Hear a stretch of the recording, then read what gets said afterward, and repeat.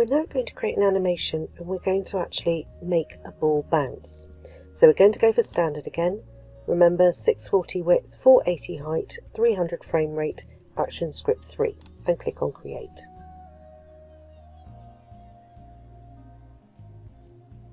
So my stage is in the middle of my screen.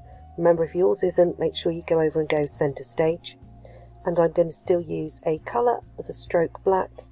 Fill of the colour ball will be blue, and I'm going to go and select the oval tool.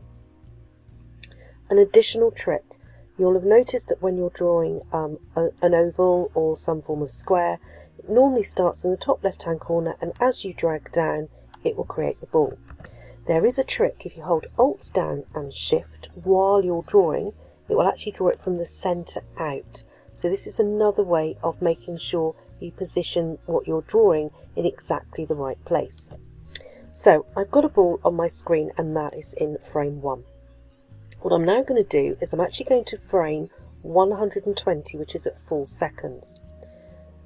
So what I'm going to do is I'm going to right click in here and I'm going to say insert keyframe.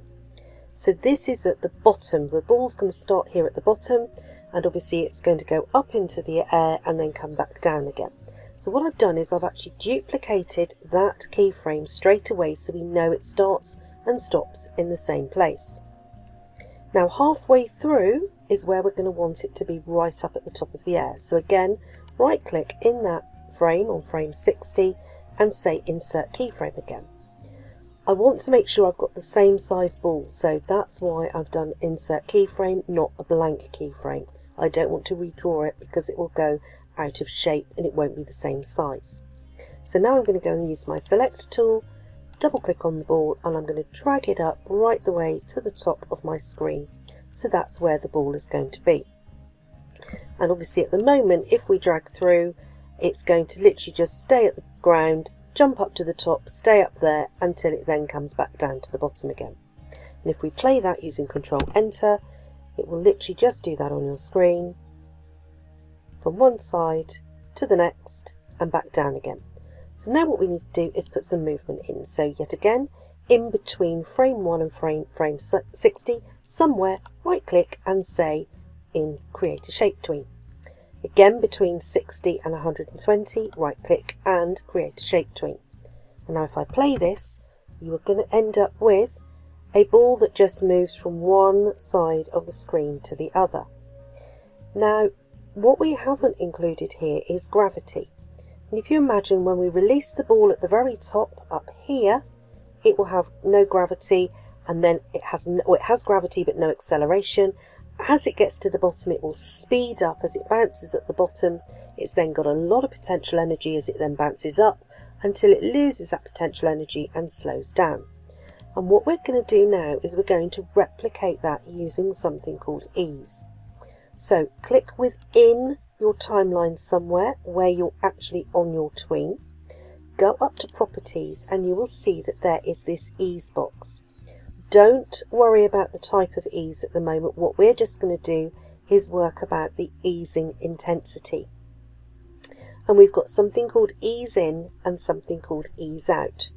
So if I drag this right the way up to the right hand side at the moment, it will go to 100.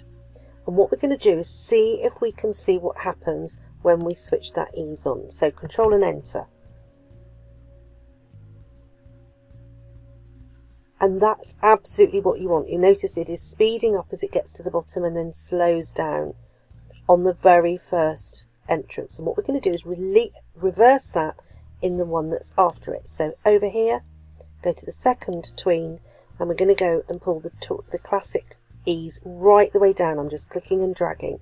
Now let's see if we've got this right.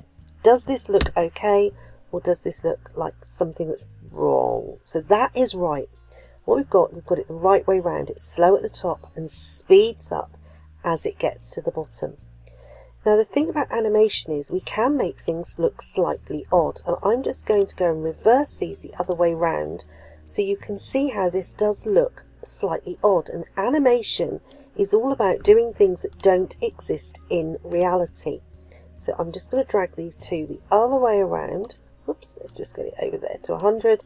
And now when we play it, you'll see that this couldn't actually exist on Earth because it starts slow at the bottom and speeds up at the top.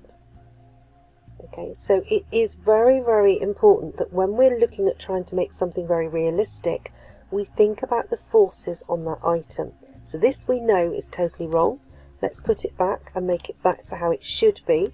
So under properties, we know that this one should be eased out.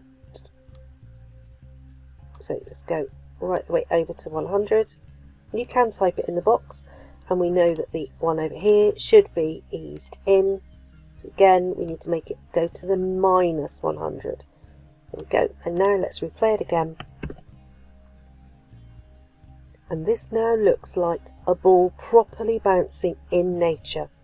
And this is when things can look odd, and we need to try and make sure that we follow the rules of forces, gravity, on how something behaves. Now, it's your turn to see if you can make that ball bounce using ease.